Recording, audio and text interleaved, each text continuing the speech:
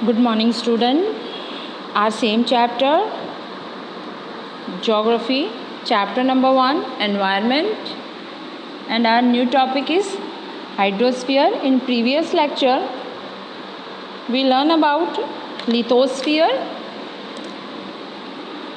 and this one is hydrosphere. The definition of hydrosphere is made up of all the water and watery layers of the earth. All of the oceans, lakes, seas and clouds are an example of the hydrosphere. Hydrospheres क्या है? Hydrosphere है जितनी भी अर्थ पे water bodies हैं उनके सारे collection जो हैं हमें हाइड्रोस्फीयर कहलाते हैं। यानी अर्थ पर वाटर का किसी भी फॉर्म में होना या अर्थ पर वाटर का जो भी फॉर्म है, जैसे हमें अर्थ पर वाटर किस टाइप्स में मिलते हैं, ओशन में मिलते हैं, लेक्स के थ्रू मिलते हैं, सीज के थ्रू मिलते हैं, क्लाउड्स भी एक टाइम के बाद वाटर में कन्वर्ट हो जाते हैं। तो ये सारे एग्जांपल्स जो हैं hydrosphere means water bodies. And the importance of hydrosphere, the major importance of hydrosphere is that water sustain various life form and play an important role in ecosystem and regulating the atmosphere.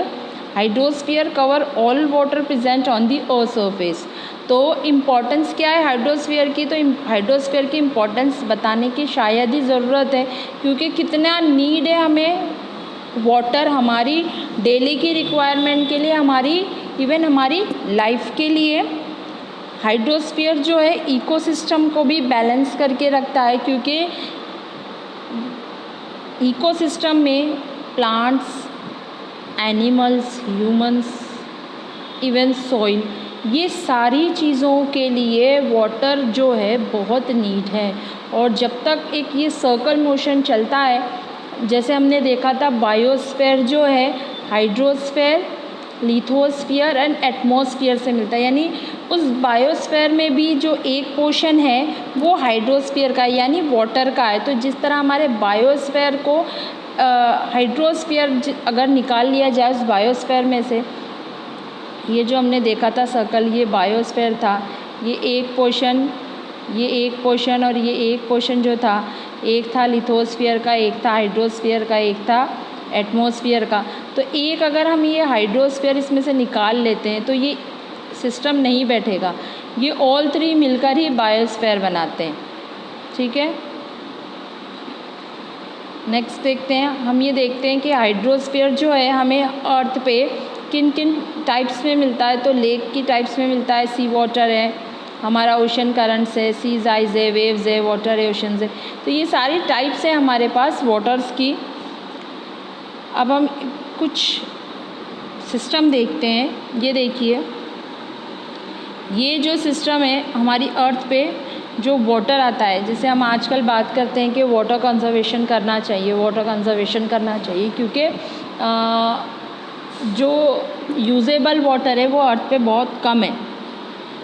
तो किस तरह ecosystem, ये देखिए ये जो water है, ये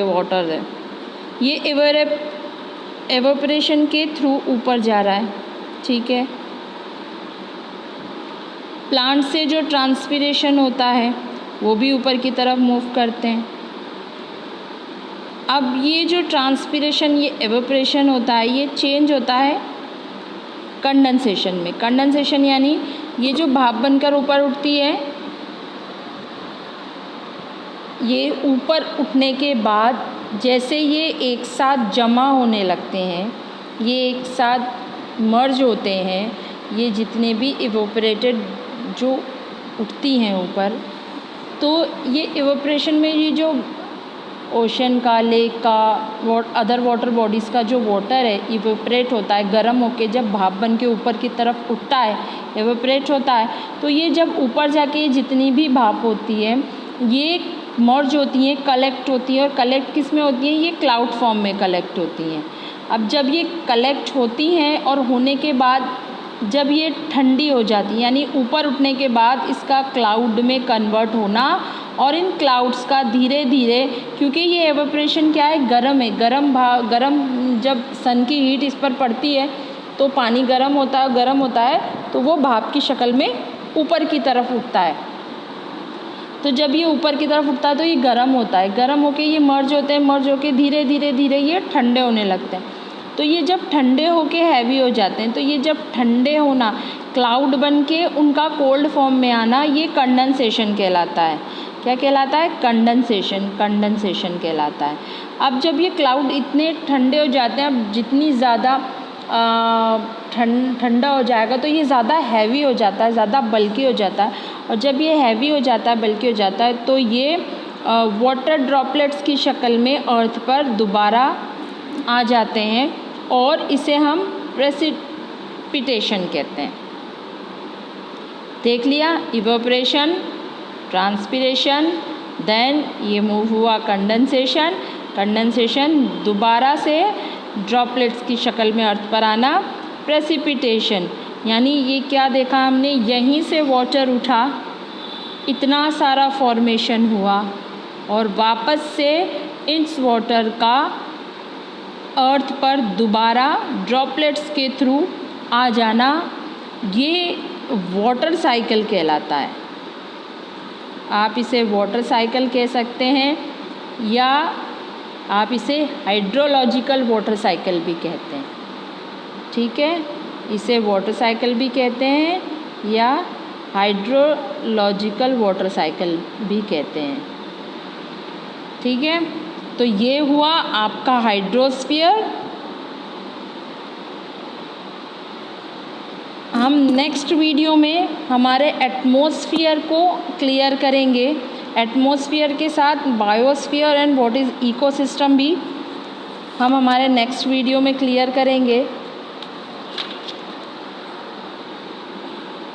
ठीक है, ओके, थैंक यू।